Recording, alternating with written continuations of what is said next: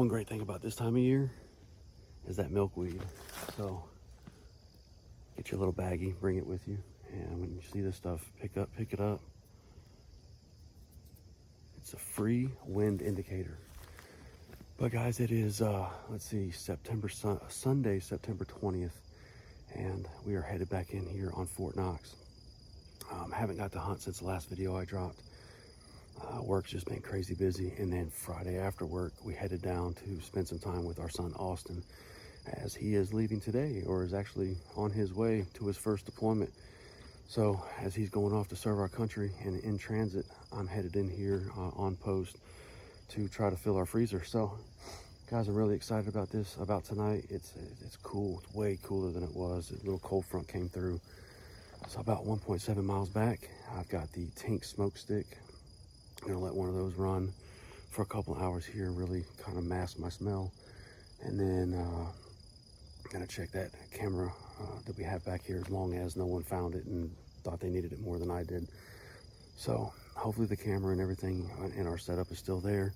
But we're gonna get back here, we're gonna fill that Tink's drip for that scrape starter, get that filled. I'm gonna put one more of the scrape starter in there, and then next time we come in it needs filled, I'll put the scrape finisher in, which will probably be right in that first or second week of October. So got a long hike back, guys. Hope you continue to hang in there, and hopefully next time I come to you, I'm showing you some deer. Stay tuned.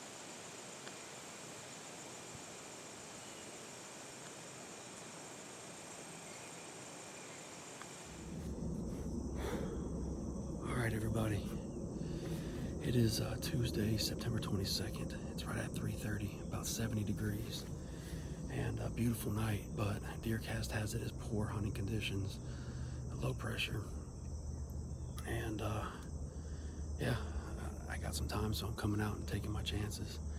As you can tell, no luck on Fort Knox. On Sunday night, sat there for 7.5 hours, seen 2 doe, and they're just coming through that thick stuff, and it's hard to even see them, you know, with the naked eye, yet alone trying to bring them in, find them in that little frame on this camera. So I think I missed that first one. I haven't even looked at the footage yet. Saw another doe come across, and finally, I'm like, okay, I see that tree, I see it in the screen. She's just to the left of that tree. Zoom in, boom, found her. By that time, she's already working her way back in the thicket, so no luck. But what I'm trying to do is hunt a little bit out there where I don't see a lot of deer this time of year, and then in the same episode get back out on one of my private properties, so that where I typically see more deer, to bring you all some good footage. So I'm out here tonight, like I said, 3:30. I worked like 14.5 hours yesterday, got in real early this morning, got a ton of work done, and then headed over to Academy, my favorite store, picked up some big time 30-06, a couple other things I needed, ran by Southern States, and picked up a couple bags of shell corn, loaded everything up, got out here to the farm, drove the corn out here, got everything set up, and then drove the four-wheeler out about 150 yards, hiked back in, got up in the tree, and I'm all ready to go. So I have no idea.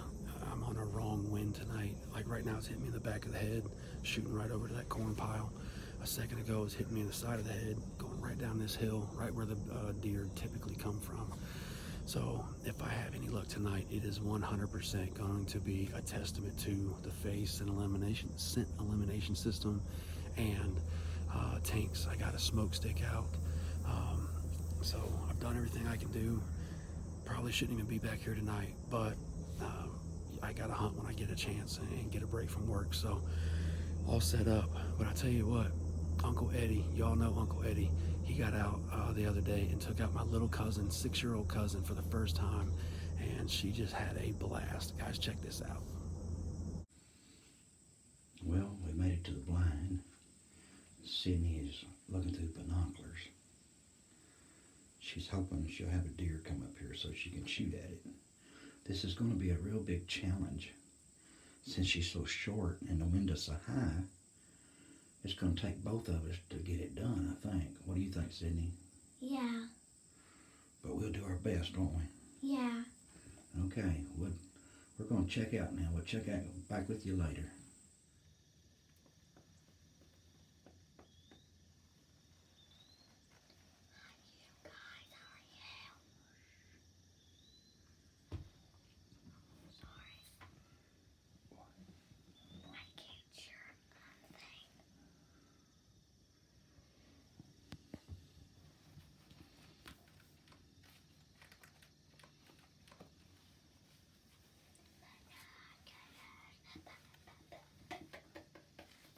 We already saw a deer and a coyote. And they're both in the field right now. Yeah, and the coyote just went in the bushes. I don't know where the deer went. He's probably behind there. Yeah. How, we almost got here too late, didn't we? Yeah, but we got here just in time. Just in time. Before the coyote and deer come. Yeah, okay. We're signing off again. Bye. How awesome is that? So excited to see her get out in the field and just be tickled like she is, and seeing the deer and the coyote. And I don't think we got a video of it, but she had a shot, and Uncle Eddie said, "You want to take the shot?" And she's like, "No, Uncle Eddie." Or no, I'm sorry, it's Uncle Eddie for me. It's Papaw for her. She's like, "No, Papaw, I don't want to shoot one this time. Maybe tomorrow." So just love that she's out there. Unfortunately, this is going to be the first season that my son does not get to sit out in the woods with me. He just left for his first overseas deployment, and I'm excited for him. A little nervous, but at the same time I know he's in good hands. He's had great training, and he's going to go be a soldier and do soldier stuff. So excited about that, but a little bummed that he's not going to be with me this season. So what we got going out here is that corn. I mean, 400 pounds is lasting maybe 3 to 4 days, guys. It is just getting wore out. And about 30 yards from where I put that corn pile, there's a rub, fresh rub. I'm assuming where one of these bucks were getting its velvet off. So there's only like 3 more bucks out here that I know of that have velvet. But fresh rub, good sign. Got the mineral site over here. They're not hitting it as frequently as they were, but there is some fresh sign that they've been digging in that. So got everything set up here. I'm gonna sign off for now. Hopefully next time I'm coming back to you, I'm showing you some deer action. But let's jump over and check out Drew Patton and team member Drew Patton, everything he's had going on this past week. Check it out. Hey y'all, it's Drew here. Be quick because I need to get out here and get in the woods and get out because it's good and cool. And they're probably gonna be moving today, but today is the opening day of wood duck and teal season here in Kentucky. Went this morning down on the lake. Honestly, I didn't expect to kill anything, but I did expect to at least see a freaking duck, and neither of those things happened. So you'll have that. So anyways, I'm shifting back to deer hunting now for obvious reasons. So I'm gonna go and do a card pull real quick, throw out some corn, throw out some fresh mineral, and hopefully there'll be some decent deer on camera. This is the spot that a few weeks ago I was going to pull this camera down to a different spot because I just didn't have any faith really in where I'm at right now as far as having a good shooter buck. And I was surprised that I checked it and there was one, so I left it. So anyways, hopefully him or one like him is back on camera, one bigger. I don't know. This might actually be a spot that produces this year, so y'all stay tuned with us and we'll get down in the woods here in just a minute. Well, we're definitely gonna have something on camera. Don't know what, but we'll plug in the card and get to looking. And then we'll freshen that back up.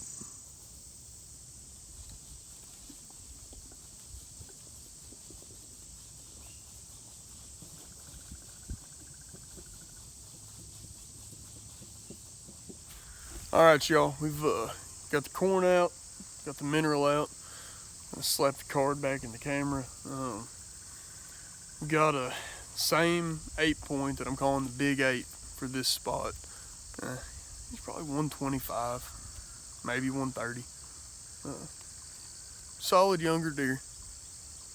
Not gonna shoot him unless we get down to the slim pickings and we're at the end of the year and that's what the good Lord has seen fit for me to have the opportunity on, then I'll shoot him. But it's not my target buck. So there's another small, about a 2-year-old 8, pretty rack, and they're side by side all the time. Every 5 days they come in at about 3 a.m. every 5 days like clockwork.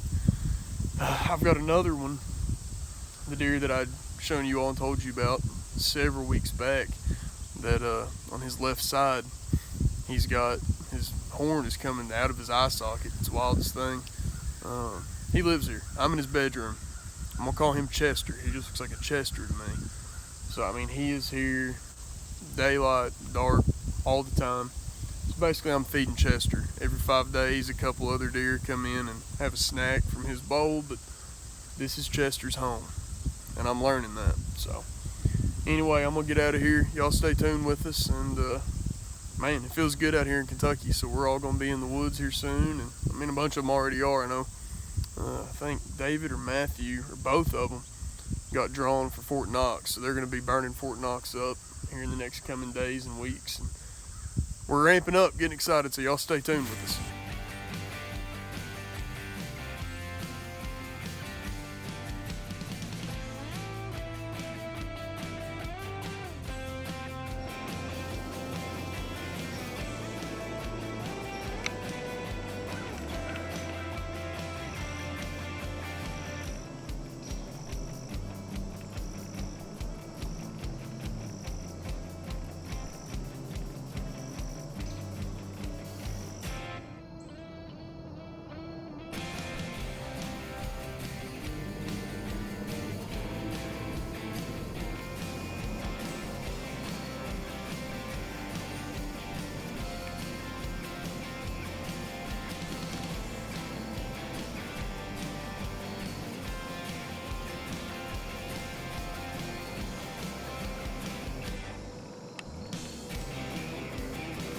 I can tell you what, guys, it is nice walking out with that crispness in the air, that nice chill. I mean, it's starting to really feel like deer season.